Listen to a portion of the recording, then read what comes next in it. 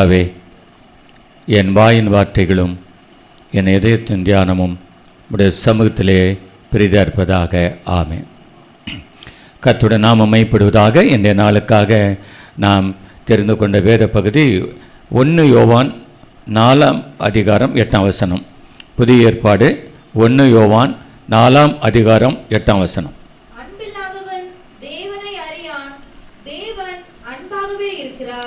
தேவன் அன்பாகவே இருக்கிறார். அருமையான கர்த்தருடைய பிள்ளைகளே, இந்த நாளின் செய்தி தேவனுடைய அன்பு எப்படி வெளிப்பட்டது? The manifestation of God's love. இன்றைய நாளிலே தேவனுடைய அன்பை குறித்து நாம் சிந்திக்க வந்திருக்கிறோம். அருமையான கர்த்தருடைய ஜனமே, நாம் பொதுவாக இந்த அன்பு என்ற வார்த்தையை நாம் பலமுறை கேள்விப்பட்டிருக்கிறோம். ஆனால் இந்த அன்பின் வார்த்தையை குறித்து ஒரு தெளிவு நமக்கு தேவை. இந்த அன்பின் வார்த்தையை குறித்த ஒரு சரியான அறிவு நமக்கு தேவை.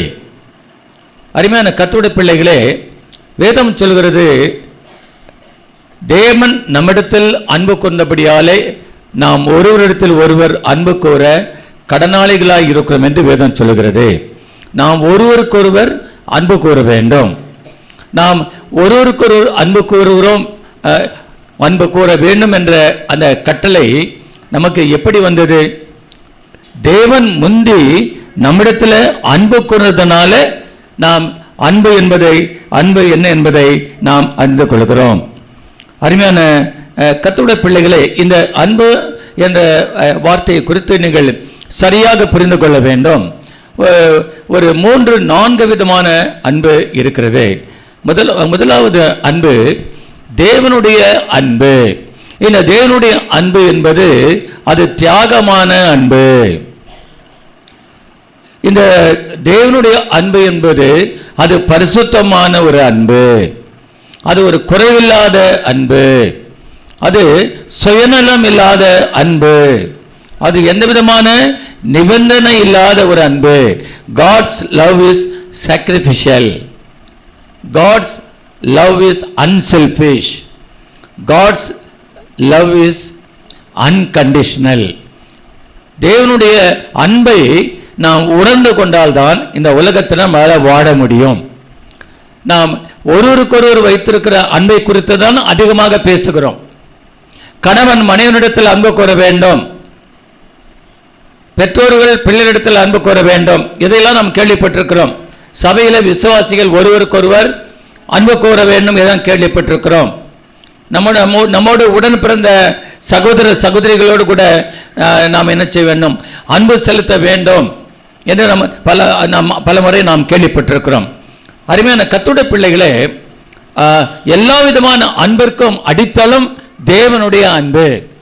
நாம் தேவனுடைய அன்பு என்னதென்று நாம் முதல்ல அறிந்து கொள்ள வேண்டும். என்னோடு கூட நீங்கள் யோவான் எழுதின சுவிசேஷம் 15ஆம் அதிகாரம் 9ஆம் வசனத்தை வாசிக்க கேட்டுக்கொள்கிறேன். யோவான் 15:9. பிதா என்னில் அன்பாய் இருக்கிறது போல நானும் உங்களில் அன்பாய் இருக்கிறேன். பாருங்க, பிதா என்னிடத்துல அன்பாய் இருக்கிறது போல நானும் உங்களிடத்துல அன்பாய் இருக்கிறேன். பாருங்க, ஆண்டவராக இயேசு கிறிஸ்து சொல்லுகிறார், பிதாவாகிய தேவன் என்னிடத்துல அன்பாய் இருக்கிறார். அப்ப தேவனுடைய அன்பு பிதாவின் இடத்துல வெளிப்பட்டது. பிதாவின் இடத்திலிருந்து அன்பு யாருக்கு வெளிப்பட்டது? குமாரனாகிய இயேசு கிறிஸ்து வெளிப்பட்டது. அந்த தேவ அன்பை இயேசு கிறிஸ்து நமக்கு கொடுக்கிறார், நமக்கு வெளிப்படுத்துகிறார். The Father's love was revealed to Jesus. That same love is revealed to us through Lord Jesus Christ. முதலாவதாக தேவனுடைய அன்பு, பிதாவின் அன்பு யாருக்கு வெளிப்பட்டது? குமாரனாகிய இயேசு கிறிஸ்து வெளிப்பட்டது. அதே அன்பு, தேவனிடத்திலிருந்து வந்த அதே அன்பு, இயேசு கிறிஸ்துக்கு வெளிப்பட்ட அதே அன்பு, அந்த அன்பை, அந்த பிதாவின் அன்பை, அந்த தேவனுடைய அன்பை குமாரனாகிய கிறிஸ்து நமக்கு கொடுக்கிறார், நமக்கு வெளிப்படுத்துகிறார். இதை நாம் மனதிலே நாம் நன்றாக புரிந்து கொள்ள வேண்டும். யோவான் எழுதின சுவிசேஷம் 17ஆம் அதிகாரம் 24ஆம் வசனம். பிதாவே, உலக தோற்றத்துக்கு முன் நீர் என்னில் அன்பாய் இருந்தபடியினால் நீர் எனக்கு தந்த என்னுடைய மகிமையை நீர் எனக்கு தந்தவர்கள் காணும்படியாக நான் எங்கே இருக்கிறேனோ அங்கே அவர்களும் என்னுடனே கூட இருக்க விரும்புகிறேன். போதும். எங்கே சர்வ வல்லமுள்ள தேவன், ஜீவனுள்ள தேவன் தம்முடைய அன்பை உலக தோற்றத்திற்கு முன்னதாகவே அவர் கிறிஸ்துவுக்குள் வைத்திருந்தார். அதே போல சர்வ வல்லமுள்ள தேவன் கிறிஸ்து மேல வைத்திருந்த அந்த அன்பை உலக தோற்றத்திற்கு முன்னதாகவே அவர் நமக்கு வைத்திருந்தார்.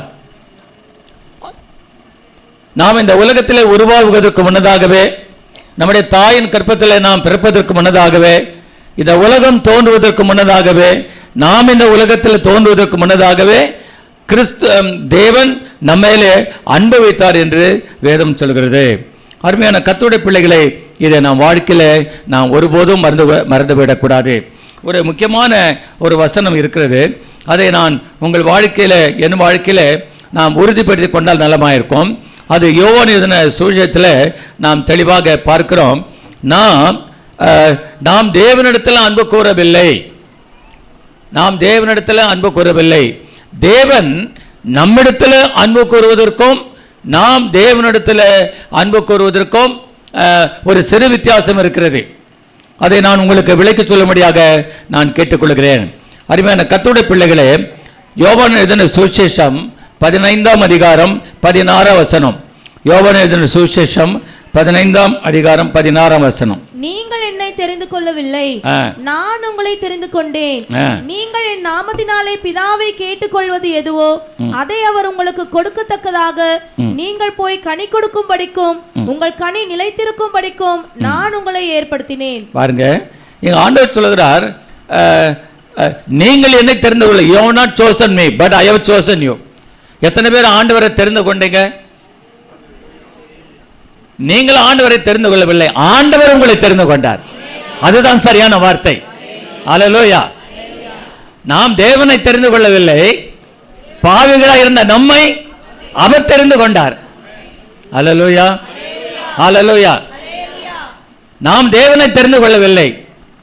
பாதை தெரியாத ஆட்டை போல அலைந்தேன் உலகிலே, பாதை தெரியாத ஆட்டை போல அலைந்தேன் உலகிலே, நல்ல நேசராக வந்து என்னை மீட்டீரே, நல்ல நேசராக வந்து என்னை மீட்டீரே, கலங்கினே நீர் என்னை கண்டே, பதறினே நீர் என்னை பார்த்தீர், கலறினே நீர் என்னை கண்டே, பதறினே நீர் என்னை பார்த்தே, கல்வாரி அன்பை வந்தே, பாவம் தீர நானே, கல்வாரி நன்மை கண்டே, தாகம் தீர நானே, பாதை தெரியாத ஆட்டை போல அலைந்தேன் உலகிலே, பாதை தெரியாத ஆட்டை போல அலைந்தேன் உலகிலே.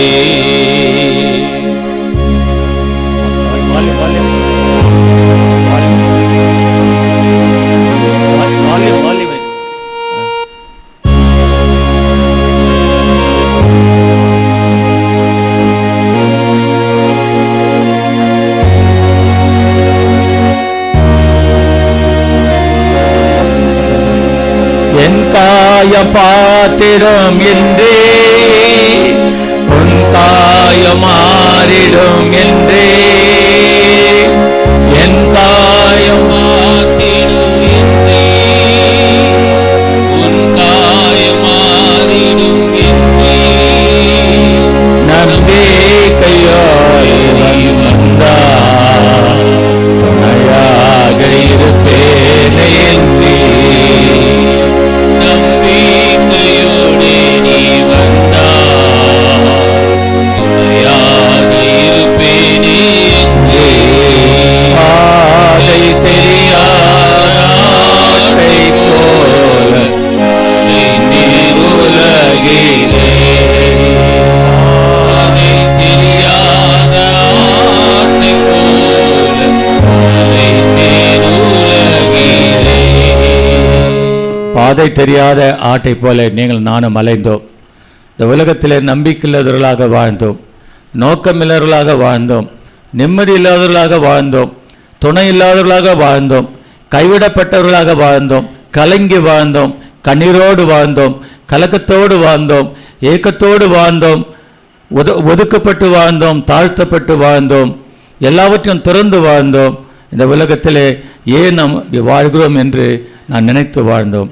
ஆனால் இப்படி வாழ்ந்த நம்மை, ஒரு நிம்மதியில்லாத வாழ்க்கை வாழ்ந்த நம்மை, ஒரு வெற்றிடமான வாழ்க்கை வாழ்ந்த நம்மை, இந்த உலகத்தில் நான் ஏன் பிறந்தேன் என்று நம்மை நொந்து கொள்ளுகிற அளவுக்கு ஒரு அர்த்தமில்லாத வாழ்க்கை வாழ்ந்த நம்மை ஆண்டவர் ஒரு நாளிலே அவருடைய கல்வாரி சிலுவினாலே நம்மை சந்தித்தார். அவருடைய கல்வாரி அன்பை நமக்கு அவர் வெளிப்படுத்தினார். என்றைக்கு அவர் அவருடைய கல்வாரி அன்பை நமக்கு வெளிப்படுத்தினாரோ அன்றைக்கு தான் அன்பு என்றால் என்ன என்பதை புரிந்து கொண்டோம். தேவன் நம்மை சந்திக்காத வரையிலும் அன்பு என்றால் என்னன்னு தெரியாது. நாம் நினைத்ததெல்லாம் பிள்ளைகளாக நம்முடைய பெற்றோர்கள் மேலே வைத்த அன்பு தான் தெரியும். நான் உடன் பிறந்த சகோதர சகோதரி மேலே வைத்த அன்பு தான் தெரியும். கணவன் மனைவி இருவருக்கும் இடையே வைத்த அன்பை தான் அறிந்து கொண்டோம். கணவன் மனைவி நேசித்த அன்புதான் மனைவிக்கு தெரியும். மனைவிக்கு கணவன் என்னை நேசிக்கிறார் என்ற அன்பு தான் தெரியும். இந்த அன்புக்கெல்லாம் ஆதி மூலமாக இருந்தவர், ஆதி மூலமாகிய இயேசு கிறிஸ்து. அவர்தான் ஆதி மூலம். ஆண்டவருக்கு ஒரு பேர் இருக்குமானால் அது ஆதி மூலம். அந்த பேர் உங்களுக்கு இருந்தால் நீ ஆதி மூலம் என்று பேர் வைத்திருக்கலாம். ஆனால் அந்த ஆதி மூல கடவுளாகி இயேசுவை அறிந்திருக்கிறோமா? அருமையான கர்த்தருடைய பிள்ளைகளே, ஆண்டவர் நம்மை தெரிந்து கொண்டார். ஆண்டவர் நம்மை தெரிந்த போது, நம்மை சந்தித்த போது நம்முடைய வாழ்க்கையை தலைக்கீழாக மாற்றினார். நம்முடைய வாழ்க்கையானது திசை மாறி போயிருந்தது. ஒரு கப்பல் கடலிலே மாலுமை இல்லாமல் அது திசை மாறி தடுமாறி புயலினாலே அடிபட்டு, காற்றினாலே அடிபட்டு, தண்ணீரினால மூழ்கி போகிற வேளையில் அந்த கப்பலிலே யாரும் இல்லாத நேரத்தில் மக்கள் இருந்தார்கள். ஆனால் அந்த கப்பலை நடத்துவதற்கு மாலுமை இல்லை. ஆனால் நம்முடைய ஆண்டவராக இயேசு கிறிஸ்து நம்முடைய கடல் போன்ற இந்த உலகத்தில் கப்பல் போன்ற நம்முடைய வாழ்க்கையில், நங்கூரம் இல்லாத நம்முடைய கப்பலில், மாலுமை இல்லாத நம்முடைய கப்பலிலே, நம்முடைய கப்பல் மூழ்கி போகிற வேளையில ஆண்டவராக இயேசு கிறிஸ்து பிதாவாகிய தேவன் அவர் மாலுமியாக வந்து நம்முடைய கப்பலை சரியான முறையில் வழி நடத்தினார். அல்லேலூயா, அல்லேலூயா. ஒரு பழைய பாடல் நான் காலேஜில் படிக்கும்போது எனக்கு சொல்லிக் கொடுப்பாங்க. என்ன அது பாடல் என்றால், with Christ in the vessel we can smile at the storm. அதாவது இயேசு நம்முடைய கப்பலில் இருக்கும்போது நாம் புயலை பார்த்து சிரிக்கலாம்.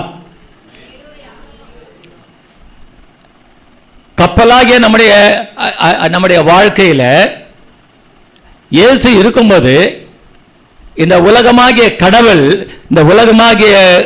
கடல் கொந்தளிக்கும் போது இந்த உலகத்தில் கொந்தளிக்கிற அந்த கடல் அலைகளை பார்த்து நாம் சிந்திக்கலாம். அதை தான் அந்த பக்தன் இவ்வாறு பாடுகிறார். With Christ is the vessel we can smile at the storm. With Christ in the vessel we can smile at the storm. As we go sailing with Christ in the vessel we can smile at the storm. With Christ in the vessel we can smile at the storm. As we go sailing home, sailing, sailing, sailing home. With Christ in the vessel we can smile at the storm. With Christ in the vessel we can smile at the storm. As we go sailing home. இந்த கடல் என்பது உலகம். இந்த கடலினில் ஒரு பக்கம் நாம் இருக்கிறோம். இந்த கடலிலே நாம் பிரயாணம் பண்ணி கொண்டிருக்கிறோம். ஆனால் இந்த கடலாகிய இந்த உலகத்தில் பலவிதமான கொந்தளிப்பு, பலவிதமான வியாதி, பலவிதமான துன்பம், பலவிதமான பிரச்சனை, பலவிதமான போராட்டம். நம்முடைய கடல் பயணம் எப்படி இருக்கிறது? மிகவும் வேதனையாய் இருக்கிறது. நம்முடைய கடல் பயணம் கொந்தளிப்பாய் இருக்கிறது. நம்முடைய கடல் பயணம் கண்ணீரோடு இருக்கிறது. நம்முடைய கடல் பயணம் மிக வேதனையாய் இருக்கிறது. நம்முடைய கடல் பயணம் ஆதரவற்றாய் இருக்கிறது. நம்முடைய கடல் பயணத்தில் நம்மை நடத்துவதற்கு யாரும் ஆளுமே கிடையாது. ஆனால் அந்த நேரத்தில் அந்த கொந்தளிக்கிற அந்த கடலிலே போகிற அந்த கப்பலிலே அந்த கப்பல் கவிழ்ந்து போகிற நிலையில் இருக்கும்போது அங்கு இயேசு மாலுமியாக வந்து நம்முடைய கப்பலை அவரே நடத்தி அவரை மத்திரமாக நாம் மறுகரையில் போய் சேர்க்கிறார். அந்த மறுகரை என்பது எதை குறிக்கிறது? பரலோகத்தை குறிக்கிறது. இந்த கரையில் நம்முடைய பிரயாணத்தை ஆரம்பித்தோம், மறுக்கரை இல்லை. அல்லேலூயா, அல்லேலூயா. வாழ்க்கை என்பது ஒரு கடல் பயணம். அவர் spiritual life is a voyage. நம்முடைய வாழ்க்கை என்பது ஒரு கடல் பயணம். கடலிலே திமிங்கலங்கள் உண்டு, கடலிலே பலவிதமான வலு சர்ப்பங்கள் உண்டு, கடலிலே பலவிதமான ஆபத்துகள் உண்டு, கடலிலே பலவிதமான போராட்டங்கள் உண்டு, கடலிலே பலவிதமான கப்பல் கொள்ளைக்காரர்கள் இருப்பார்கள். அருமையான கர்த்தருடைய பிள்ளைகளே, நம்முடைய வாழ்க்கை ஒரு கடல் பயணத்தை போலதான். ஆனால் இந்த கடல் பயணத்தில் எத்தனை கொந்தளிப்பு வந்தாலும், எத்தனை சுனாமி வந்தாலும், எத்தனை போராட்டங்கள் வந்தாலும் கூட ஒன்று மறந்துவிட வேண்டாம், நம்முடைய கப்பலிலே இருப்பது சர்வ வல்லமுள்ள தேவன். அவர் மாலுமியாக இருக்கிறார். ஆனால் உங்கள் கொந்தளிப்பு நிறைந்த இந்த கடலிலே, கொந்தளிப்பு நிறைந்த இந்த வாழ்விலே உங்கள் வாழ்க்கை நடத்துவதற்கு பிதாவாகிய தேவனை உங்கள் மாலுமியாக நீங்கள் வைத்துக் கொள்வீர்களா? எத்தனை பேர் இயேசுவை மாலுமியாக வைத்துக்கொள்ள விரும்புகிறீர்கள்? உங்கள் குடும்பத்தில் எத்தனை பேர் குடும்பத்தில் இயேசு மாலுமியாக இருக்கிறார்? அல்லேலூயா. He is the captain of our ship. He is the captain. Christ is the captain. Praise the Lord. Praise the Lord. ஆகவே அருமையான கர்த்தருடைய பிள்ளைகளே, பல நேரங்களிலே நாம் ஒருவருக்கொரு அன்பதான் இப்போ பேசிக்கொண்டிருக்கிறோம். சரி, ஓகே. இப்போ இந்த கணவன் மனைவிக்குள்ள ஒரு அன்பு இருக்கிறது. கணவன் மனைவிக்குள்ள இருக்கிற அன்பு எப்போ அவங்களுக்கு தெரியும்? அவங்க தாலி கட்டும் போது தான் தெரியும். தாலி கட்டின பிறகு தான் அவங்களுக்கு பைபிளில் சொல்லியிருக்கு. அங்கே பிரசங்க சொல்லுவார், கிறிஸ்து சபையை நேசித்தது போல கணவன் மனைவியை நேசிக்க வேண்டும். இன்றைக்கி நிறைய பிரச்சனை என்ன தெரியுமா? குடும்பங்கள் ஏன் பிரச்சனை தெரியுமா? கிறிஸ்து சபையை நேசிப்பது போல புருஷன் மனைவியை நேசிக்க வேண்டும். அப்போ ஒரு கிறிஸ்தவ குடும்பம் ஆசீர்வாதமான குடும்பமாக இருக்க வேண்டுமானால் அங்கு கணவன் உண்மையாக மனைவியை நேசிக்க வேண்டும். அடுத்தது, சபையானது கிறிஸ்துவுக்கு கீழ்ப்படுகிறது போல மனைவியானவள் தன் சொந்த புருஷனுக்கு கீழ்ப்படிய வேண்டும், இல்லைங்களா? அப்ப மனைவி என்ன செய்யணும்? கணவன் என்ன செய்யணும்? அன்பு கூறணும். மனைவி என்ன செய்யணும்? கீழ்ப்படியணும். இது ரெண்டும் இருந்தா அந்த குடும்பமாகிய கப்பல் ஒரு பந்தம் கவிழ்ந்து போகாது. இன்னைக்கு நிறைய குடும்பமாகிய கப்பல்கள் கவிழ்ந்து கொண்டிருக்கிறது. அநேக குடும்பங்கள் முழுகி விட்டது, இடம் தெரியாமல் போய்விட்டது. பல குடும்பங்கள் இன்னைக்கு குடும்பமாகிய கப்பல்கள் தத்தளித்துக் கொண்டிருக்கிறது. அருமையான கர்த்தருடைய பிள்ளைகளை, இது தேவையற்றது. உங்கள் கப்பலிலே இயேசு மாலுமியாக இருந்தால் அந்த கப்பல் பிரயாணம் அது ஆசீர்வாதமாக இருக்கும், சமாதானமாக இருக்கும், அது குறைவில்லாமல் இருக்கும். திருச்சபை மக்களாகிய நாம் இந்த அன்பை உறிந்து கொள்வேன். இந்த நமக்கு என்னன்னு தெரியாது. கைப்பிடிச்ச உடனே அங்கே சொல்லுவார், பெரியவர் சொல்லுவார், ஜாக்கிரதையாக இருக்கணும், பொண்ணை நல்லா கவனிச்சுக்கணும் அப்படின்னு சொல்லுவாங்க. பெண்ணுக்கு என்ன சொல்லுவாங்க, இந்தவா வீட்டுக்காரர் என்ன பேசினாலும் வாயை மூடிட்டு இருக்கணும், திருப்பி வாயாடக்கூடாது. புரியுங்களா? இன்னைக்கு ஏன் அதை சொல்கிறாங்கன்னாக்கா, கணவன்மார்களுக்கு மனைவி மேலே அன்பு இருக்காமல் போயிடும். ஏன் அன்பு இருக்காமல் போய்ட்டுனாக்கா, மனைவி சொன்ன பேச்சை கேட்க மாட்டான். மனைவி சொன்ன பேச்சை கேட்கலன்னா அன்பு குறைஞ்சிரும். புரியுங்களா? மனைவி கீழ்ப்படிஞ்சால் அன்பு அதிகமாகும். இது எது முதல்னு சொல்ல முடியாது இல்லை. சிலர் சொல்லுவாங்க, முதல்ல அங்கே வீட்டுக்காரர் அன்பு கூறட்டும், அப்புறம் நான் அவர் கீழ்ப்படுகிறேன். இவர் என்ன சொல்கிறாரு, முதல்ல அவரும் கீழ்ப்படிட்டோம், அப்புறம் அன்பு கூறுறேன். இந்த மாதிரி பட்டிமன்றம்லாம் தேவையில்லை, வாக்குவாதம்லாம் தேவையில்லை. சரிங்களா? நம்ம என்ன செய்யணும், முந்திக்கணும். என்ன செய்யுது வேதம் சொல்லுது, கனம் பண்ணுவதில் ஒருவருக்கொருவர் முந்திக் கொள்ளுங்கள். ஒருவருக்கொருவர். ஆமாம். இப்போ மனைவி சமத்தாக இருந்தால் அவங்க கீழ்ப்படியில் முந்திக்குவாங்க. இதில் கணவன் சமத்தாக இருந்தால், ஆமாம். இன்றைக்கி நிறைய கிறிஸ்துவ குடும்பங்கள் பேரளவு தான் கிறிஸ்துவ குடும்பங்களாக இருக்குது. குடும்பங்களிலே மெய்யான அன்பு இல்லை. குடும்பங்களில் கிறிஸ்துவ குடும்பங்களில் மெய்யான அன்பு இல்லை. இன்றைக்கு திருமணங்கள்லாம் ஒரு சடங்காச்சாரமாக இருக்கிறது. எதுக்கு கல்யாணம் பண்ணுறான் தெரியுமா? ஒரு பையனை கேட்டான், ஏன்பா நீ கல்யாணம் பண்ணுற? என்ன பாஸ்டர், எத்தனை நாள் நான் வந்து ஹோட்டல்லையே சாப்பிட்டு கிடக்கிறது, எனக்கு சமைக்க ஆள் இல்லை, அதனால சீக்கிரம் ஒரு கல்யாணம் பண்ணிக்கணும். அதுக்கா? அப்போ பாஸ்டர் சொன்னார், ஏயா உனக்கு சமைக்கிறதுக்கு ஆள் இல்லைன்னா ஒரு சமயக்காலையை வைக்க வேண்டியது தானே, அதுக்கு எதுக்கு கல்யாணம் பண்ணுற நீ?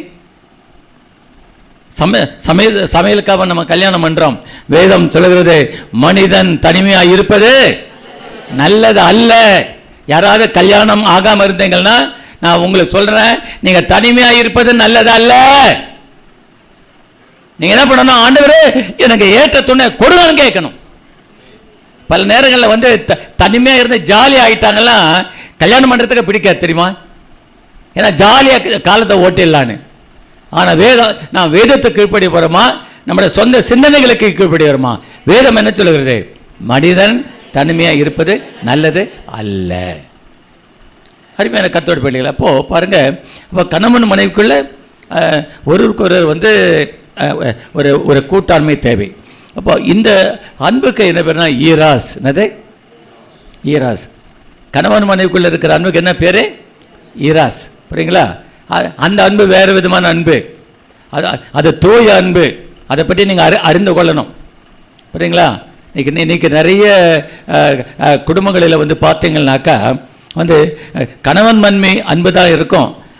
அது ரொம்ப நல்லது. கணவன் மனைவி மேலே அன்பு கூறணும், மனைவி கணவன் மேலே அன்பு இருக்கணும். அந்த அன்புக்கு பேர் ஈராஸ். ஆனால் இந்த அன்பு ஒரு நிலையான அன்பாக இருக்க வேண்டுமானால் தேவனுடைய அன்பை அறிய வேண்டும்.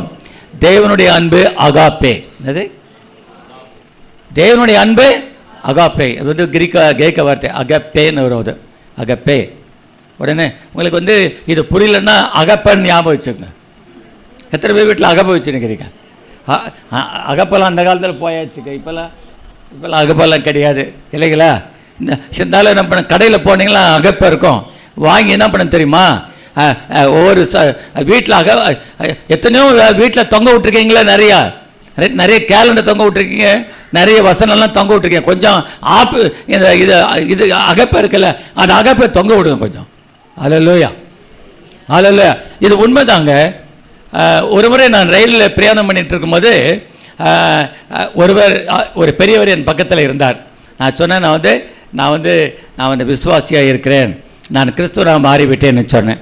அப்போ அவர் சொன்னார், நான் இந்து தான், எனக்கு இயேசு கிறிஸ்துவை பற்றி தெரியாது. ஆனால் நான் ஸ்கூல் படிக்கும்போது எங்கள் வாத்தியார் வந்து ஒரு கிறிஸ்தவர். அவர் சொல்லுவாராம், பைபிளை படிக்கும்போது பைபிளில் ஒரு வசனம் இருந்ததான். என்ன வசனம்னாக்கா, உனக்கு கடுகளவு விசுவாசம் இருந்தால் மலையை பார்த்து போயிடுன்னு சொன்னார். எனக்கு நிறைய பிரச்சனை இருக்குது, மலை போல் பிரச்சனை இருக்குது, அதனால் அதெல்லாம் தீரணும்னு சொன்னால் கடுகளுக்கு விசுவாசம் இருந்தால் போதும். அதனால என்ன பண்ண, எங்கள் வீட்டுக்காரர்கிட்ட போய் கேட்டேன், ஏம்மா கடுகு கொடுக்குமான்னு வாங்கினேன். ஒரு கடுங்கை எடுத்து ஒரு பேப்பரில் மடித்து இப்போ நான் பாக்கெட்டில் போட்டுக்குவேன், எங்கே போனாலும் கடுகு என்ன இருக்கும், என் பாக்கெட்டில் இருக்குன்னு வரான். அல்லேலூயா. எத்தனை பேர் வீட்டில் போய் கடுகு போட்டு போகிறீங்க? எத்தனை பேர் வீட்டில் கடுகு இருக்குது? கடுகு இருந்தால் போதாதுங்க, கடுகுல விசுவாசம் இருக்கணும். அல்லேலூயா. ட்ரை பண்ணி பாருங்க கொஞ்சம். இது எத்தனையோ ஆண்டுகளுக்கு முன்னதாக அவர் சொன்னது. ஒரு கிறிஸ்தவ வாத்தியார் கடுகு போட்டார்னா நீங்களும் நானும் பாக்கெட்டில் கடுகு போட்டு வச்சுக்கணும். பொதுவாக வாழை பிள்ளைங்கள்லாம் கடுகு போட்டு வச்சுக்கணும் நீங்கள். Praise the Lord. அப்போது இந்த கணவன் மனைவிக்குள்ள இருக்கிற அந்த ஈராஸ் அன்பு அது ஒரு நிலையான அன்பாக இருக்க வேண்டுமானால் இவர்களுக்கு என்ன அன்பு தெரிய வேண்டும்? தேவ அன்பு என்னன்னு தெரியணும். அகாப்பே அந்த அன்பு, அந்த தேவன் அன்பு எப்படிப்பட்ட அன்பு? Unconditional love. என்னது? நிபந்தனையற்ற நண்பு. நான் இப்போ சொன்னேன் இல்லையா, முதல்ல அவ எனக்கு கீழ்படிட்டோம், நான் அன்பு கூறுறேன். அவங்க என்ன சொல்கிறாங்க?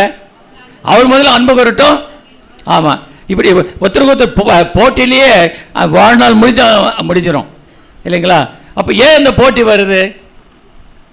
நீங்கள் எனக்கு கீழ்ப்படி, நான் அன்பு கூறுறேன், நீ அன்பு கூறுறேன் அவனுக்கு கீழ்ப்படி. ஏன் உனக்கு இந்த வாக்குவாதம் வருது? அவங்களுக்கு என்ன தெரியல? தேவனுடைய அன்பு மனைவியின் அன்பொரு நாள் அது மறைந்தே போய்விடும், நல்ல கணவனின் அன்பொரு நாள் அது கலைந்தே போய்விடும். மனைவியின் அன்பொரு நாள் அது மறைந்தே போய்விடும், நல்ல கணவனின் அன்பொரு நாள் அது கலைந்தே போய்விடும். என்றென்றும் மாறாதது இயேசுவின் தோய அன்பு, என்றென்றும் மாறாதது இயேசுவின் தோய அன்பு, இகமதில் கிடைக்காதது இயேசுவின் தோய அன்பு. அன்பு இயேசுவின் அன்பு முடியாதது, நம்பு இகமதில் கிடைக்காதது அன்பு இயேசுவின் அன்பு, அது அளவிட முடியாதது. கர்த்தருடைய பிள்ளைகளை, நான் அந்த செய்தியை ஆயத்தப்படுத்தும் போது என்னோட அதிகமாக இடைப்பட்டார். என்னால் ஆணுடைய அன்பை நினைக்கும்போது, ஆண்டவரே இந்த மண்ணான மனிதனை நினைப்பதற்கு நீ எம்மாத்திரம் ஆண்டவர், உங்களுடைய அன்புக்கு நான் பாத்திரனே கிடையாது ஆண்டவரே. என்ன பாவியாக இருந்த என்னை மீட்டீரே ஆண்டவரே. பாவியாயிருக்கையிலே எனக்காக மரித்தவரே, பாவியாயிருக்கையிலே எனக்காக மரித்தவரே, கிருபையினால் என்னை நீதிமானாக்கி அழகு பார்த்தவரே, கிருபையினால் என்னை நீதிமானாக்கி அழகு பார்த்தவரே, செய்வேனோ பாவமினி புரிவேனோ துரோகமினி, செய்வேனோ பாவமினி புரிவேனோ துரோகமினி, உமக்காகவே நான் வாழ்கிறேன், எனக்காகவே நீ மரித்தீர், உமக்காகவே நான் வாழ்கிறேன், எனக்காகவே நீ மரித்தீர், என் பாவம் போக்கும் நல் ஜீவ பலியாய் ஒப்பு கொடுத்தீர் என் ஆண்டவா, என் பாவம் போக்கும் நல் ஜீவ பலியாய் ஒப்பு கொடுத்தீர் என் ஆண்டவா, எத்தனை அன்பு சொல்லி பாடுவே, எத்தனை அன்பு என்மேல், என்ன சொல்லி பாடுவே. உமக்காகவே நான் வாழ்கிறேன், எனக்காகவே நீர் மரித்தீர். உமக்காகவே நான் வாழ்கிறேன், எனக்காகவே நீர் மரித்தீர். என் பாவம் போக்கும் நல் ஜீவ பலியாய் ஒப்பு கொடுத்தேன் என் ஆண்டவா. என் பாவம் போக்கும் நல் ஜீவ பலியாய் ஒப்பு கொடுத்தேன் என் ஆண்டவா. எத்தனை அன்பு என்மேல், என்ன சொல்லி பாடுவே. எத்தனை அன்பு என்மேல், என்ன சொல்லி பாடுவே. கணவன் மனைவிக்குள்ள இருக்கிற அன்பு, ஒரு தகப்பன் தன் பிள்ளைகளிடத்தில் வைக்கிற அன்பு, குடும்பத்தில் பிள்ளைகள் சகோதர சகோதரிகளாக ஒருவருக்கொரு வைத்திருக்கிற அன்பு, திருச்சபையில் ரட்சிக்கப்பட்ட விசுவாசிகளாகிய கர்த்தருடைய பிள்ளைகள் ஒருவருக்காக ஒரு வைத்திருக்க அன்பு, நாம் வேலை செய்கிற இடத்துல நாம் மற்ற இடத்துல நாம் காண்பிக்கிற ஒரு அன்பு, நம்முடைய பக்கத்து வீட்டுக்காரர், நம்முடைய அயலகத்தார், நம்மை சூழ்ந்திருக்கிற மக்கள், நாம் எங்கெல்லாம் செல்கிறோமோ அங்கெல்லாம் மனிதர்களை சந்திக்கும்போது அவர்களுக்கு நாம் காண்பிக்கிற அன்பு, இந்த அன்பு ஒரு பெயர் கொடுக்கப்பட்டிருக்கு. அது பேர் ஃபிலோ. என்னது? ஃபிலோ. ஃபிலோமினான்ற வார்த்தை அதில் தான் வந்தது. ஃபிலோமினா வந்திருக்காங்களே, உங்கள் வார்த்தை அதில் தான் வந்தது. ஃபிலாந்தெரபிஸ்ட் அப்படின்னாக்கா சேரிட்டினது. பல சோஷியல் ஒர்க்கெல்லாம் பண்ணுறாங்க இல்லையா, ஃபிலாந்தெரபிஸ்ட். சிலர் வந்து நன்கொடையாக கொடுப்பாங்க. நம்முடைய மதிப்புக்குரிய அதானி அவர்கள் தன்னுடைய மகன் திருமணத்திற்கு 10,000 கோடி நன்கொடையாக சமூக சேவைக்கு கொடுத்துருக்கிறார். எத்தனை பேருக்கு தெரியும் தெரியாது. நீங்கள் டிவியில் பார்த்துருப்பீங்க, சிலர் பார்த்துருக்க மாட்டீங்க. அதானி அவர்கள் என்ன செய்திருக்கிறார்கள்? ஒரு மேரேஜ் கிஃப்ட் தன்னோட மகனுக்கு ஒரு நன்றி கடனாக என்ன பண்ணியிருக்காரு? 10,000 கோடி கொடுத்துருக்கிறார். இது வந்து இந்த அன்புக்கு பேர் பிரதர்லி லவ். என்னது? Brotherly love. அதுதான் வந்து ஃபிலோ. இதிலிருந்து வந்தது தான் ஃபிலடெல்ஃபியா. என்னது? ஃபிலடெல்ஃபியா என்றால் சகோதர சபை. ஃபிலடெல்ஃபியா என்றால் சகோதர சபைன்னு அர்த்தம். ஃபிலடெல்ஃபியா அமெரிக்காவில் ஃபிலடெல்ஃபியா அப்படின்னு ஒரு பட்டணம் இருக்குது, பென்சில்வேனியா ஸ்டேட்டில். ஒருவேளை ஐயா நீங்கள்லாம் போயிருக்கலாம், நீங்கள் அமெரிக்கா போயிருக்கும்போது. அருமையான கர்த்தருடைய பிள்ளைகளை, அப்போது பாருங்கள், இன்னைக்கு 2 விதமான அன்பை பார்க்கிறோம். கணவன் மனைவிக்குள்ளே இருக்கிற ஒரு விதமான அன்பு, குடும்பத்தில் மற்றவரிடத்தில் சகோதர சகோதரிகளாக பெற்றோரிடத்தில் காண்பிக்கிற அன்பு, நாம் நம்மை சூழ்ந்திருக்கிற உற்றார் உறவினர்கள், நம்ம சூழ்ந்திருக்கிற வேலை ஸ்தலத்தில் இருக்கிறவர்கள், பள்ளிக்கூடத்தில் இருக்கிறவர்கள், மற்றும் நாம் செல்லும் இடங்களிலே இருக்கிறவர்களுக்கு. அதாவது வேதம் சொல்லுகிறது, தான தர்மம் செய்வதில் நீங்கள் மறவாதீர்கள், அந்நேரை உபசரிக்க நாடுங்கள். என்னது? ஆமாம், அந்நேரை உபசரிக்க நாடுங்கள். அப்படி தேவ தூதரை அந்நியர் என்று உபசரித்த மக்களும் உண்டு. சில நேரம் நம்ம ஜாக்கிரதையாக இருக்கணும், அந்நியரை உபசரிக்க ஜாக்கிரதையாக இருக்கணும். சில நேரத்தில் தேவ தூதர்கள் அந்நியர் மாதிரி வருவாங்க. நீங்கள் என்ன செய்யக்கூடாது? பரதேசின்னு சொல்லி அவளை தள்ளி விட்டுறக்கூடாது. நான் ஒரு முறை ஒரு போதகர் வீட்டுக்கு போயிருந்தேன், அந்த கதையை நான் சொல்லுகிறேன்.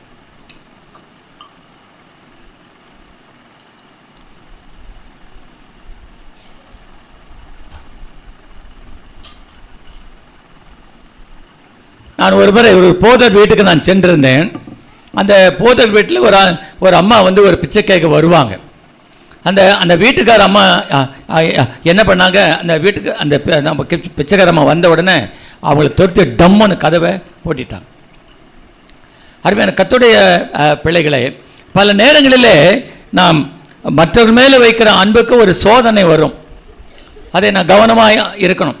நீங்கள் பஸ்ஸில் போகும்போது பாருங்கள், அந்த காலத்தில் ஏதாவது பெரியவங்க யாராவது பஸ்ஸில் நின்றுட்டு போனாங்களா, பிள்ளைங்க என்ன பண்ணுவாங்க? உடனே இடம் கொடுப்பாங்க. இப்போ பிள்ளைங்கள்லாம் இடம் கொடுக்க, நம்ம பிள்ளைங்க அப்படி இல்லை, நம்ம பிள்ளைங்கள்லாம் கொடுத்துருவோம். நம்ம பிள்ளைங்கள்லாம் கொடுத்தா, நான் நம்ம பிள்ளைங்களை பற்றி சொல்லலை, சில பிள்ளைகளை பற்றி சொல்கிறேன். ஆனால் நம்ம பிள்ளைங்க அது சில பிள்ளைகளாக இருக்கக்கூடாது. அல்லேலூயா, அல்லேலூயா. ஆகவே மூன்று விதமான அன்பை பார்க்கிறோம். முதலாவது கணவன் மனைவிக்குள் இருக்கிற அன்பு, அது தூய அன்பு, அது தெய்வீக அன்பு. அந்த அன்புக்கு இடையே எந்த அன்பும் வரக்கூடாது. நான் சொல்ல விளங்குதா உங்களுக்கு? இன்னைக்கு நான் கொடுக்குற செய்தி ஆழமான செய்தி. இது ஆழமான செய்தின்னு கேட்டால் தான் உங்களுக்கு ஆழமான செய்தி. நீங்கள் மேலோட்டமாக கேட்டீங்களா, இது மேலோட்டமான செய்தி. இன்னைக்கு கணவன் மனைவிக்குள்ள விரிசல் வருவதற்கு காரணம் என்ன? கணவன் மனைவி குடும்பத்தில் பிரச்சனை வருவதற்கு காரணம் என்ன? அவர்கள் அன்பு அது தெய்வீக அன்பு, அது தேவனால உண்டான அன்பு என்பதை அவர்கள் மறந்து விடுகிறார்கள். அப்ப கணவன் மனைவிக்குள்ள இருக்கிற அன்புக்கு குறுக்கே வேற எந்த அன்பும் வரக்கூடாது. அந்த குறுக்கே வருகிற அன்பு வந்து பிலோ. அந்த பிலோ அன்பு ஈரஸோட சண்டை போடக்கூடாது. அந்த ஈரஸ் அன்பு வந்து அது தெய்வீக அன்பு, அது கணவன் மனைவிக்குள்ள இருக்கிற ஒரு தெய்வீக அன்பு, அது புனிதமான அன்பு. அந்த புனிதமான அன்பை பாழ்படுத்தும்படியாக என்ன வரக்கூடாது? தாயின் அன்பு வரக்கூடாது. ஒரு கணவன் மனைவிக்குள்ளே இருக்கிற அன்பை பாழ்படுத்தும்படியாக பையனுடைய பெண்ணுடைய தாயின் அன்பு வரக்கூடாது. அங்கு பையனுடைய பெண்ணுடைய தகப்பனார தாய் அன்பு வரக்கூடாது. அந்த கணவன் மனைவிக்குள் இருக்கிற அந்த ஈராஸ் அன்புக்கு இடையே உடன் பிறந்த சகோதர சகோதரிகள் அந்த அன்பு வரக்கூடாது. மாமனார் மாமியார் அன்பு வரக்கூடாது. அவளை ஒதுக்கி வைக்கணும். அப்படி ஒதுக்கி வைக்கலனாக்கா நீங்க ஒதுக்கி, ரெண்டு பேரும் கணவன் மனைவியோ ஒதுக்கி போயிடுவீங்க. நான் சொல்ல வழங்குதா உங்களுக்கு?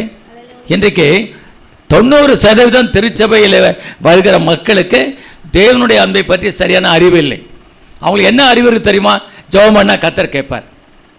இப்போ யாராவது ஊழியக்கார் வந்து நீ இப்போ இருப்பதை பார்க்கலாம் 1000 மடங்கு கர்த்தர் ஆசீர்வதினா அல்லேலூயானுவான், அல்லேலூயான்னு கத்துவாங்க.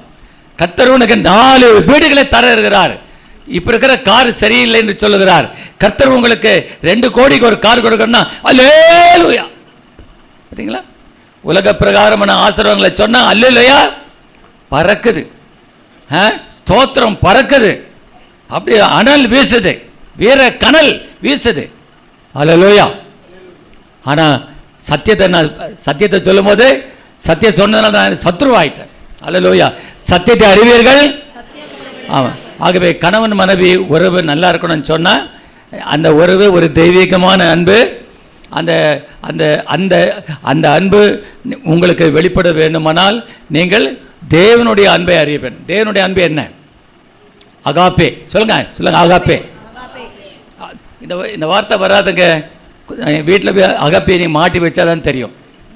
இதெல்லாம் வெளிக்கு வேடியாக இருக்கும். நான் வந்து ஸ்கூலில் படிச்சுக்கும் போது எங்கள் சயின்ஸ் வாத்தியார் வெங்கடேஷன் அவர் வந்து எங்களை வந்து ஃபிசிக்ஸ் பாடம் சொல்லி கொடுத்துருந்தார். டேய் பசங்களான்னுவார்.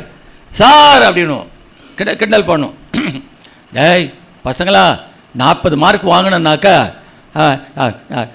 சொலையா உங்களுக்கு வந்து 10 கேள்வி நாங்கள் கொடுப்போண்டா. ஒவ்வொரு கேள்விக்கும் 2 மார்க்கு. சொலையா என்ன பண்ணுங்க, 2 மார்க்கு 10, 2 மார்க்கு 20 கேள்வி அந்த மாதிரி வரும். 20 × 2 40 பாஸ்ரா. நீங்கள்லாம் நீங்கள் பெரிய கேள்வி நீங்கள் கோட்டை விட்டால் கூட பரவாயில்ல, 40 எடுத்தால் பாஸு. அதனால் இந்த 20 மார்க்கெல்லாம் விட்டுறாதீங்கடா, கேர்ஃபுல்லாக இருங்கடா. இந்த 20 கேள்வி விட்டுறாதீங்கடா. ஒவ்வொன்றுக்கும் எத்தனை இது? 2 மார்க்கு. அப்புறம் உதாரணம் சொல்ல ஒரு கேள்வி வரும்டா. அதாவது மின் தூண்டலை கண்டுபிடித்தது யார் அப்படின்னு ஒரு கேள்வி வரும். என்னது? who discovered magnetic induction. என்னங்க நான் ஞாபகம் வச்சுருக்கேன், டீச்சர்லாம் இப்படி பிடிக்கிறீங்க என்னை பார்த்து, டீச்சர் பிடிக்கிறீங்க. ஆமாம், மின் தூண்டலை எலக்ட்ரோ மேக்னெட்டிக் இண்டக்ஷன் கரெக்டாண்ணா? ஃபிசிக்ஸ் டீச்சர் தானே? இல்லை, பயாலஜி தப்பிச்சிட்டிங்க நீங்கள். ஓகே ஓகே, மின் தூண்டலை கண்டுபிடித்த யாருன்னு வரும்டா, டே அதை விட்டுறாதீங்கடா, அந்த 2 மார்க் போயிடும்டான்னு. அதை உங்களை ஞாபகம் வச்சு தான் ஒரு வழி சொல்கிறான்னு. சரி சார் சொல்லுங்கள் சார்னு. டே அதை கண்டுபிடிச்சது யார் தெரியுமாடா? Michael Faraday. நேரே ஆமாம், இது அவ்வளோ டேஸில் வராது. அதனால் என்ன பண்ணுங்க, அதை ஞாபகம் வச்சுக்க. என்ன பண்ணுங்க, நீங்கள் மறந்துட்டீங்கன்னா அந்த பேர் நீங்கள் எழுதணுன்னாக்கா இதை ஞாபகம் வச்சுக்கடா. சொல்லுங்கள் சார், மைக்கில் பாடுறா. என்னது? மைக்கில் பாடுறா அப்படின்ட்டு என்ன வரும்? அவ்வளோதான், நீங்கள் பாசுறா நீங்கள். அல்லேலூயா, அல்லேலூயா, அல்லேலூயா, அல்லேலூயா. அதனால் நீங்கள் என்ன பண்ணணும் தெரியுமா? அகாப்பேன்றது சொன்ன அகாப்பே ஞாபகம் வச்சு சொல்லுங்கள். எல்லாம் அகாப்பே சொல்லுங்கள், அகப்பேன்னு சொல்லுங்கள், அப்போ தான் அகாப்பே. ஓகே சரிங்களா? அப்போ கணவன் மனைவிக்குள்ள இருக்கிற அன்பு ஈராஸ் அப்படிங்களா? அது அது தூய அன்பு, அது புனிதமான அன்பு. அதுக்கிட்ட யாரும் நெருங்கக்கூடாது. நீங்கள் அது நெருப்பு, நீங்கள் நெருங்கினீங்க, நீங்கள் அவ்வளோ தொலைஞ்சிங்க, எரிஞ்சிங்க. யாரெல்லாம் கணவன் மனைவி உறவை பிரிக்க விரும்புகிறாங்களோ அவங்களாம் எரிஞ்சாங்க. நீங்கள் எரிஞ்சு போக நான் விரும்பவில்லை. நான் வேதத்தின்படி பேசிக் கொண்டிருக்கிறேன். கணவன் மனைவிக்குள்ள இருக்கிற அன்பு அது தூய அன்பு. அந்த தூய அன்பை என்ன செய்யக்கூடாது, யாரும் பிரிக்கக்கூடாது. தேவன் இணைத்ததை மனிதன் மனிதன் தான் யாரு? அமெரிக்காவில் இருக்கணும். யாரு மனிதன் பிரிக்கான்? யாரு? உங்கள் தங்கச்சி தாங்க. உங்கள் தங்கச்சி தான், உங்கள் அண்ணன் தான், உங்கள் மாமனார் தான், உங்கள் மாமியார் தான், உங்கள் என்ன சொல்கிறது, உங்கள் ஓர குத்தி தான், இல்லைங்களா? புரியலையா உங்களுக்கு சொல்கிறது? நாத்தனார் தான், நாத்தனார்.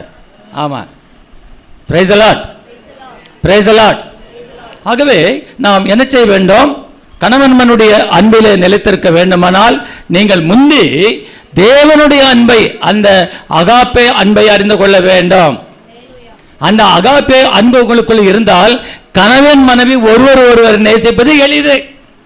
அல்லேலூயா, அல்லேலூயா. சில குடும்பங்களில் பார்த்தீங்கன்னாக்கா 2 பார்ட்டி இருக்கும். எப்படி ஒரு கட்சியில் ஒருத்தர் ஏடிஎம்கே, இன்னொருத்தர் டிஎம்கே, இன்னொருத்தர் எம்டிஎம்கே. அது மாதிரி நீங்கள் பார்த்தீங்கன்னாக்கா பிள்ளைங்க நான் அம்மா பக்கம், நான் அப்பா பக்கம். அது சில பிள்ளைங்க பிரச்சனை வந்தால் பிள்ளைங்க என்ன பண்ணுவாங்க, அப்பா பக்கம் சேர்ந்துடும். சில பிள்ளைங்க என்ன பண்ணும், அம்மா பக்கம். அது அப்படி சேர்ந்தீங்களா, அது நரகம். அப்படிப்பட்ட குடும்பம் நரகம். அது காரணமாக இருந்தது யாரு? பிள்ளைங்களாம் காரணம். பெற்றோர்களை அனுமதிக்க கூடாது. ஒருபோதும் பிள்ளைகள் இணைந்து பெற்றோர்களோடு இருக்கணும். கணவன் மனைவி உறவு என்பது அது பிரிக்க முடியாத அன்பு. அது எலும்பும் சதை போன்ற அன்பு. அந்த அன்புக்கு இடையே யாரும் வரக்கூடாது. பெற்றோர்களும் இடம் கொடுக்கக்கூடாது, பிள்ளைகளும் இடம் கூடாது. பிள்ளைகளுக்கு ஏன் தெரியல அப்படின்னாக்கா, ஏன் அம்மா பக்கம் 2 பிரிவரானா அவங்களுக்கு அகாப்பிய அன்பு தெரியாது. யாருக்கு? அப்ப நம்முடைய பிள்ளைகளுக்கு சிறு வயதிலிருந்து அகாப்பிய அன்பு சொல்லிக் கொடுக்கணும். இயேசு நமக்காக செலவில் அவர் ரத்தம் சிந்தி நமக்காக ஜீவனை கொடுத்து நம்ம அன்பு கூர்ந்தார். அன்பு கூர்ந்த கிறிஸ்துவினாலே அனைத்திலும் நான் வெற்றி பெறுவே. அன்பு கூர்ந்த கிறிஸ்துவினாலே அனைத்திலும் நான் வெற்றி பெறுவே. வேதனை துன்பம் இன்னல் எதுவும் பிரிக்க முயலாது. வேதனை துன்பம் இன்னல் எதுவும் பிரிக்க முடியாது. கிறிஸ்துவின் அன்பிலிருந்து, கிறிஸ்துவின் அன்பிலிருந்து அன்பு கிறிஸ்துவினாலே வெற்றி பெறுவே. அன்பு கூத்தை கிறிஸ்துவினாலே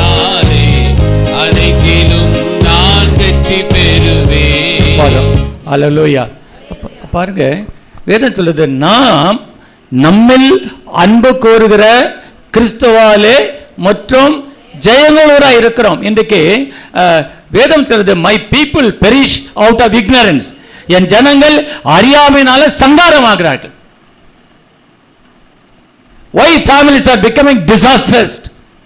Why churches are becoming disastrous? Why the nation is becoming disastrous? Because there is no knowledge of the love of God. தேவனுடைய அன்பை பற்றி சரியாக புரிந்து கொள்ளவில்லை. நாம் புரிந்து கொண்டதெல்லாம் ஒருவரை ஒருவர் நேசிக்கிற அன்புதான். நீ உன்னிடத்தில் அன்பு கூறுவது போல பிறனிடத்திலும் அந்த அன்பு தான் தெரியும். ஆனால் அந்த அன்புக்கு முன்னால வேதம் என்ன சொல்லுகிறது? தேவன் நம்மிடத்தில் முந்தி அன்பு கூர்ந்தார். சொல்லுங்க, தேவன் முந்தி. சொல்லுங்க, தேவன் என்னிடத்தில் முந்தி அன்பு கூர்ந்தார். தேவன் என்னிடத்தில் அன்பு கூர்ந்ததுனால நான் அன்பு என்னது என்று கற்றுக்கொண்டிருக்கிறேன். அப்போ நிறைய பேர் இன்னும் அன்பு நான் கற்றுக்கொள்ளல. ஏன் தெரியுமா? why you are not learned the meaning of love? Because you are lost in knowing the meaning of the love of God. அருமையான கர்த்தருடைய பிள்ளைகளே, நாம் ஒருவரை ஒருவர் நேசிக்கிற அன்பை தான் பேசிட்டு இருக்கிறோம். அவங்க ஹாஸ்பிட்டல் அட்மிட் ஆயிருக்காங்க, போய் பார்க்கணும். அவங்களுக்கு ஏதோ ஒரு தேவை இருக்குது, கொடுக்கணும். ஐயோ, ரொம்ப கரோனாவில் கஷ்டப்படுறாங்க, அவங்க பாவம், அங்கே சிலிண்டர் கொடுப்போம், அவங்க உணவு பட்டலங்களை கொடுப்போம். இதெல்லாம் இதெல்லாம் ஃபிலாந்தெரபி, இதெல்லாம் ஃபிலோ, இதெல்லாம் சாதாரண அன்பு. சில நேரத்தில் என்ன பண்ணுவோம் தெரியுமா? தனக்கு பேர் வரணும், தன் புகழ் வரணும்னு சொல்லி என்ன பண்ணுவாங்க? நன்கொடைகளை ஏராளமாக கொடுப்பாங்க. சிலர் பிளாக் மணியில் நிறைய பணம் வச்சுருப்பாங்க. அவங்க என்ன பண்ணுவாங்க? நன்கொடை நிறைய கொடுப்பாங்க. இன்னைக்கு பாருங்க எப்படி காலேஜ் எல்லாம் பெருகி போச்சு. நாங்கள் படிக்கும்போது 8 இன்ஜினியரிங் 6 இன்ஜினியரிங் காலேஜ் தான். இன்னைக்கு 600 இன்ஜினியரிங் காலேஜ் இருக்கு. நாங்கள் படிக்கும்போது 6 இன்ஜினியரிங் காலேஜ், நாங்கள் படிக்கும்போது 7 மெடிக்கல் காலேஜ். இப்போ எத்தனை மெடிக்கல் காலேஜ் இருக்கு? எனக்கு தெரிஞ்சது Madras medical college, Stanley medical college, அப்புறம் Annamalai university medical college, Madurai medical college, இதுதான் தெரியும். இப்போ எத்தனை தடிக்க விழுந்தா மெடிக்கல் காலேஜ். காரணம் என்ன? எல்லாம் பில்டிங், பெரிய பெரிய பில்டிங் எழுப்பிட்டான். அந்த பில்டிங் எப்படி வந்தது? Black money. இந்த பில்டிங் எப்படி கட்டுறாங்க? அவங்க எல்லாரும் படிக்கட்டும், எல்லாரும் முன்னேறட்டும்னா கொடுக்குறாங்க. நம்ம ஆட்களும் கூட தான் யூனிவர்சிட்டி ஆரம்பிக்கிறாங்க. ஏழைகளுக்கு நான் ஆரம்பிச்சேன்னு சொல்கிறாங்க. இன்னைக்கு ஏழைகளாக படிச்சுட்டு இருக்காங்க. ஒரு சீட்டுக்கு எவ்வளோ லட்சமாக வாங்குறாங்க. நம்ம ஆட்களும் அப்படி தான் பண்ணிட்டு இருக்காங்க. நான் கேள்விப்பட்ட சமயத்தில் ஒரு கிறிஸ்துவ கல்லூரியில் ப்ரொஃபஸராக போகிறதுக்கு எவ்வளோ லட்சமாக கொடுக்கணுமோ தெரியுமா உங்களுக்கு? சரிங்களா? இன்னைக்கு கிறிஸ்தவ ஸ்தாபனங்கள் எப்படியே மாறிக்கொண்டிருக்கிறது? அவர்கள் வியாபாரமாக மாறிக்கொண்டிருக்கிறது. அது காரணம் என்ன? அவர்கள் தேவனுடைய அன்பை இன்னும் புரிந்து கொள்ளலை. தேவனுடைய அன்பை புரிந்து கொள்ளவில்லை. அதனால இன்னைக்கு நிறைய பேர் தேவனுடைய அன்பை புரிந்து கொள்ளாமல் வேறு விதமாக புரிந்து கொள்ளனால பேருக்காக புகழுக்காக நன்கொடை கொடுக்கறது, பேர் புகழுக்காக மாலை போடுறது, பேர் புகழுக்காக என்ன பண்ணுறது, பொன்னாடை போத்துறது, எல்லாம் நடக்குது. இப்போ எல்லாம் நிறைய நடந்துட்டுருக்கு. அருமையான கர்த்தருடைய பிள்ளைகளே, அருமையான கர்த்தருடைய பிள்ளைகளே, ஆண்டவர் என்னை நேசித்தார், எனக்காக ஜீவனை கொடுத்தார், அவர் என்னிலே அன்பு கொண்டிருக்க நானும் சகோதரத்தில் அன்பு கூற கடனாளியாக இருக்கேன். அல்லேலூயா. அப்போ அன்பு எப்படி வெளிப்பட்டது? அன்பு எப்படி வெளிப்பட்டது? கிறிஸ்து மூலமாக வெளிப்பட்டது. சொல்லுங்க, கிறிஸ்து மூலமாக வெளிப்பட்டது. சொல்லுங்க, கிறிஸ்து மூலமாக வெளிப்பட்டது. The love of God is revealed through Jesus Christ. You can know the meaning of love of God only through the sacrifice on the cross. கிறிஸ்து உனக்காக எனக்காக சிலுவையில் மரித்ததனால அன்பு என்னவென்று அறிந்திருக்கிறோம். அல்லேலூயா, அல்லேலூயா. இன்னைக்கு கிறிஸ்தவ மக்களுக்கு என்ன உபதேசம் தெரியுமா? சிலுவன் உபதேசம் தேவை. இன்னைக்கு சபைகளில் சிலுவன் உபதேசத்துக்கு பதிலாக ஆசீர்வாத உபதேசம் பெருகி போச்சு, மலிந்து கிடக்கிறது. வேதம் சொல்லுகிறது, சிலுவையின் உபதேசம் கெட்டு போவர்களுக்கு பைத்தியமாக இருக்கிறது, ரட்சிக்கப்படுற நமக்கோ. I think you can read that verse. 1 கொரிந்தியர் 1 பாருங்க. சிலுவையின் உபதேசம் கெட்டு போவர்களுக்கு பைத்தியமாக இருக்கிறது, ரட்சிக்கப்படுற நமக்கோ. அது வாசிங்க. It's a very powerful verse. I want you to read that verse.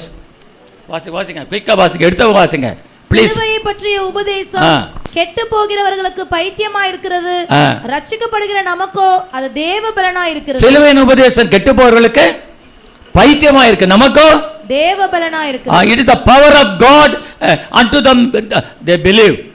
விசுவாசிகளுக்கு அது தேவ பலனா இருக்கிறது.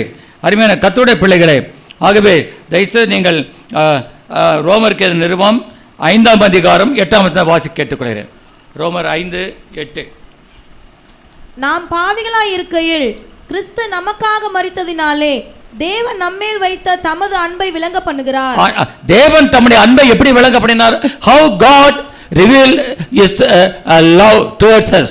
How God manifested his divine love towards us. எப்படி தேவன் தம்முடைய அன்பை எப்படி வெளிப்படுத்தினார்? Please read that verse. நாம் பாவிகளாய் yet we were sinners. நான் பாவிகளாய் இருக்கையில் கிறிஸ்து நமக்காக நல்ல கவனிங்க, read slowly.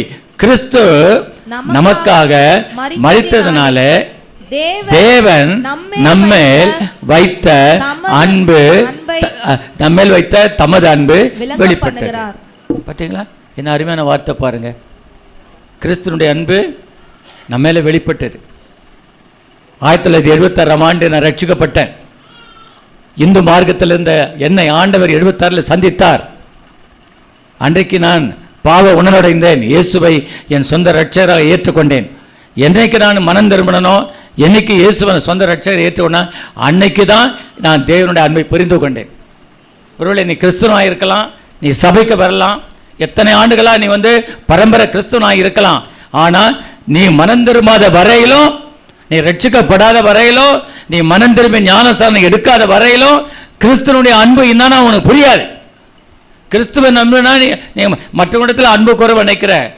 ஒருவருக்கொருவர் நாம் காண்பிக்கிற அன்பிற்கும் தேவன் நம்ம மேல வைக்கிற அன்புக்கும் வித்தியாசம். அல்லேலூயா, அல்லேலூயா. அதாவது நம்ம ஒருத்தருக்கு ஒருத்தர் அன்பு கூற கடனாளிகளாக இருக்கிறோம். அப்படின்னா என்ன அர்த்தம்? கடன்ற வார்த்தை எப்போ வரும்? கடன்ற வார்த்தை எப்போ வரும்? ஒன்றும் இல்லைன்னா வரும். என்னது கடன் எப்போ வரும்? ஒன்றும் இல்லைன்னா வரும். இப்போ நான் ஒரு சகோதரனை அன்பு கூற முடியல இல்லைங்களா? அப்போ நான் எப்படி அன்பு கூற முடியும்? என்கிட்ட அன்பு கூற அளவுக்கு என்கிட்ட அன்பு இல்லை. என்கிட்ட என்ன இல்லை? என்கிட்ட என்னது? என்கிட்ட அன்பு இல்லை. இப்போ நான் அவர்கிட்ட அன்பு கூறணும். எப்படி அன்பு கூறுறது? என்கிட்ட அன்பு இல்லையே. அப்போ என்ன பண்ணணும்? நான் கடன் வாங்கணும். என்னது? Are able to imagine? நான் சொல்கிறது உங்களுக்கு விளங்குதா உங்களுக்கு? புரியுங்களா? அவரை நான் அன்பு கூறணும். ஆனால் என்னால் அவரை நேசிக்கிற அளவுக்கு அவருக்கு என் அன்பை கொடுக்க முடியல. என்கிட்ட அன்பு இல்லை. அப்போ நான் தரித்திரனாக இருக்கிறேன். அன்பில் சொல்லுங்கள், I am poor in love. சொல்லுங்கள், நான் அன்பில் நம்ம குறைப்பட்டிருக்கேன். என்கிட்ட அன்பில் இப்போ எனக்கு அன்பு இல்லை இல்லைங்களா? அப்போ அன்பை எங்கே கடை வாங்குறது? அங்கே கடை வாங்கினது. நான் ரட்சிக்கப்பட்ட 50 வருஷமாக மேலேருந்து கடன் வாங்கி தான் உங்களை நேசித்துருவார். கையை தட்டுக்கலாம் கொஞ்சம், கையை தட்டுக்கலாம் கொஞ்சம்.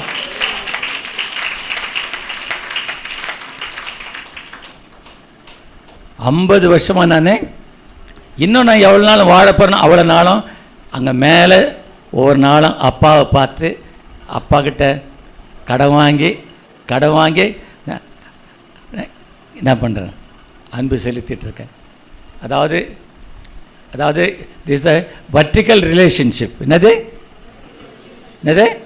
Vertical relationship. நான் அப்பாவை பார்க்குறேன், அப்பாவை என்ன பண்ணுறாரு? அன்பை கொடுக்குறாரு. அதாவது பார்த்து ஆங்கிலம் சொல்லுவாங்க, ப்ரேயர்ஸ் கோ அப், பிளெஸிங்ஸ் கம் டவுன். சொல்லுங்க, ப்ரேயர்ஸ் கோ அப், பிளெஸிங்ஸ் கம் டவுன். அப்போ நான் அப்பா உனக்கு அப்பா எனக்கு அன்பே இல்லைப்பா, நாங்கள் அவங்களுக்கு அன்பு கூற கடனாளிகள் இருக்கிறோம்ப்பா, என்கிட்ட அன்பு இல்லைப்பா, அப்பா நான் உங்கள்கிட்ட கடன் வாங்குறேன்ப்பா, நான் திருப்பி அப்புறம் கொடுத்துட்றேன்ப்பா, இப்போ எனக்கு இப்போ இல்லைப்பா, நீங்கள் கொடுங்கப்பா. திருப்பி எப்படி கொடுக்குறேன்னு நான் சொல்கிறேன் உங்களுக்கு பிறகு. அப்பா அன்பு கொடுங்கப்பா. அப்பாவை நோக்கி கொடுக்குறேன். அப்பா பிதாவே அன்பான தேவா அருமை ரட்சகரே ஆவியானவரே, அப்பா பிதாவே அன்பான தேவா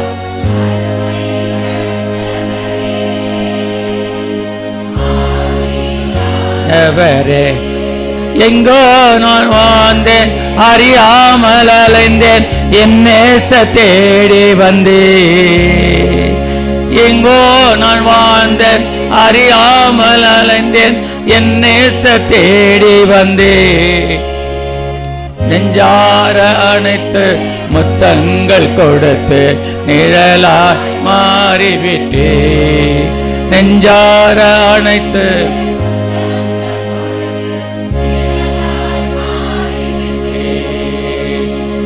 நன்றி ஐயா, நன்றி நன்றி ஐயா, நன்றி அப்பா பிதாவே, அன்பான தேவா, அருமை இரட்சகரே,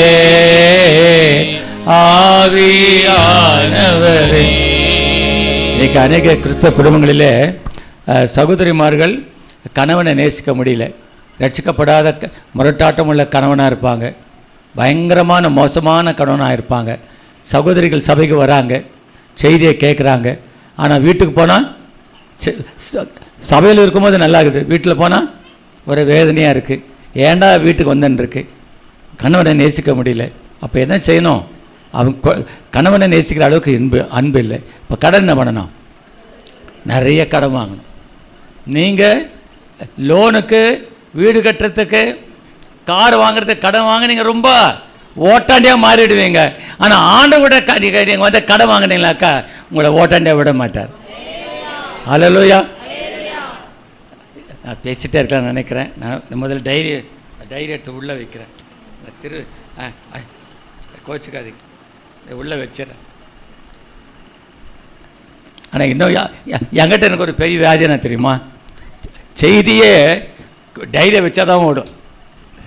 நிறைய பேர் முடிக்க நீங்கள் டைரி வச்சுக்க பாஸ்டர், பரவாயில்ல.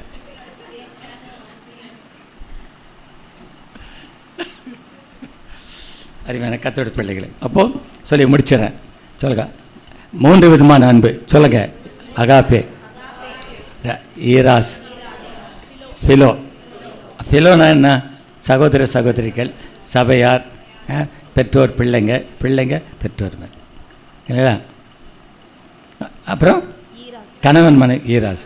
அது அது அது ஒரு உன்னதமான அன்பு. அதுக்கிட்ட யாரும் போகக்கூடாது. அப்படி போகிறவங்க நெருப்பில் நீங்கள் அப்படியே அழிஞ்சிருவீங்க. அப்படி அழியக்கூடாதுன்னு நான் விரும்புகிறேன். புரியுங்களா? சரிதானா? அடுத்தது என்னது?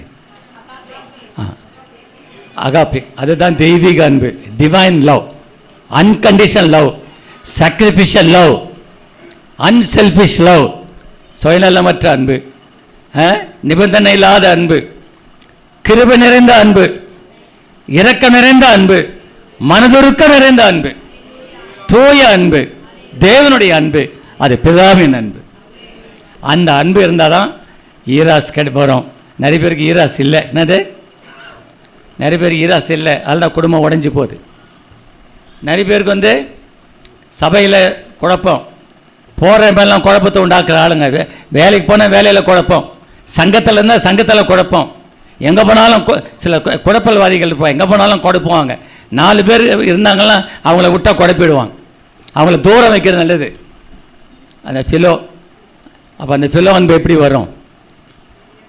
அகப்பியில் இருந்தால் தான் ஃபிலோ வரும். சொல்லுங்க, அகப்பியில் இருந்தால் தான் ஃபிலோ வரும், அகப்பியில் இருந்தால் தான் ஈராஸ் வரும். அதனால் தயவுசெய்து அகப்பை தயவுசெய்து கையில் எடுத்துகிட்டு போங்க, எழுந்து நிலுங்க. எல்லாம் கேளுங்க. ஆண்டவரே அகப்பையில் வைத்தார். கேளுங்க, ஆண்டவரே அகப்பையில் வைத்தார். கேளுங்க, ஆண்டவரே தூய அன்பை தாரும். கேளுங்க, பிதாவின் அன்பை தாரும். நீ எனக்காக சிலுவையில் மரித்தீரே, அந்த அன்பை தாரும். தேவன் தம்முடைய ஒரே பேரான குமாரனை விசுவாசிக்கிறவன் எவனோ அவன் கெட்டு போகாமல் நித்திய ஜீவனை அடைமடிக்கு இவ்வளவாய் அன்பு கூர்ந்தார். இவ்வளவாய் அன்பு கூர்ந்தார். இயேசுவே, உம்முடைய அன்புக்கு அளவே இல்லப்பா. சொல்லுங்க, கரவன் சொல்லுங்க, இயேசுவே. சொல்லுங்க, கத்துங்க, cry unto God. இயேசுவே, உம்முடைய அன்புக்கு அளவே இல்லப்பா. உம்முடைய அன்புக்கு அளவே இல்லப்பா. உம்முடைய அன்பை கொஞ்சம் தான் ருசித்திருக்கிறேன். உம்முடைய அன்பின் ஆழத்தை பார்க்கணும்ப்பா. உம்முடைய அன்பின் உயரத்தை பார்க்கணும்ப்பா. உம்முடைய அன்பின் ஆழத்தை பார்க்கணும்ப்பா. உம்முடைய அன்பின் நீளத்தை பார்க்கலப்பா. உம்முடைய அன்பின் அகலத்தை பார்க்கலப்பா. இயேசு உதவி செய்யுங்கப்பா. பரிசுத்த ஆவியினால தேவ அன்பு நம்முடைய இதயங்களை ஊற்றப்பட்டிருக்கிறது. பரிசுத்த ஆவியை பெற்றுக்கொள்ளுங்க, பரிசுத்த ஆவியை பெற்றுக்கொள்ளுங்க. பரிசுத்த ஆவியை பெற்றுக்கொண்டாதான் தேவனுடைய அன்பு உங்களுக்கு என்னன்னு தெரியும். நீங்க பரிசுத்த ஆவியை பெறாத வரையிலும், மனம் திரும்பாத வரையிலும், ஞானஸ்நானம் எடுக்காத வரையிலும் தேவ அன்பு என்னன்னு தெரியாது. நீ பரம்பரை கிறிஸ்தவனா இருக்கலாம், கிறிஸ்துவ பேர் வச்சுக்கலாம், பாட்டு பாடலாம், ஊழியம் செய்யலாம், நீ என்ன வேணா செய்யலாம். ஆனா நீ தேவனுடைய தூய ஆவியை பெறாத வரையிலும், பரிசுத்த ஆவியை பெறாத வரையிலும், கிறிஸ்துவனுடைய அந்த சிலுவை அன்பை உணராத வரையிலும் உன்னால வாழ முடியாது. நீ குழப்பவாதியா இருப்ப, நீ கலகக்காரனா இருப்ப, துன்மார்க்கனா இருப்ப, நீ துன்மார்க்கனா இருப்ப, நீ பாவியா இருப்ப, நீ அசுத்தவனா இருப்ப, கலகக்காரனா இருப்ப, கேடு உண்டாக்குனா இருக்க. துன்மார்க்காரின் வேதனைகள் உண்டு. கர்த்தர் நம்பி இருக்கிற கிருபை சொன்ன கல்மொழி இயேசுவே, இந்த நாளிலே உம்முடைய சிலுவை அன்பை எங்கள் வெளிப்படுத்தி காஸ்தோத்து. இதை எங்கள் வாழ்நாளிலே மறக்க மாட்டோம். எப்பொழுதும் அகைப்பை அன்பை சுமந்து கொண்டு செல்வோம். உம்முடைய சிலுவை அன்பை சுமந்து கொண்டே இருப்போம். இந்த சிலுவை அன்பு எங்களுக்குள் இருக்கும்போது என்ன வேதனை, என்ன சோதனை, என்ன பாவம், என்ன சத்துரு, என்ன பிரச்சனை, என்ன போராட்டம், என்ன கண்ணீர், என்ன உபத்திரம், எது வந்தாலும் எதுவும் என்னை ஒன்றும் தொடாது. உம்முடைய அன்பு எனக்குள் இருப்பதனால, அகாப்பி அன்பு எனக்குள் இருப்பதனால நான் தோற்று போவதில்லை. நான் ஜெயம் எடுப்பேன், நான் ஜெயம் எடுப்பேன். எந்த சோதனை ஜெயிப்பேன். நான் என்னில் அன்பு கொடுக்கிற கிறிஸ்துவனால நான் முற்றும் ஜெயிக்கிறவனாயிருப்பேன். இயேசுவின் நாமத்தில் பிதாவே, ஆமென். இந்த பந்திய ஆசிரியர்களுடைய பெனிட்டை ஜெபிக்கும். அப்பா, நீர் எங்களோடு கூட அப்பா நீர் பேசின ஒவ்வொரு வார்த்தைகளுக்காக நாங்கள் நன்றி சொல்லி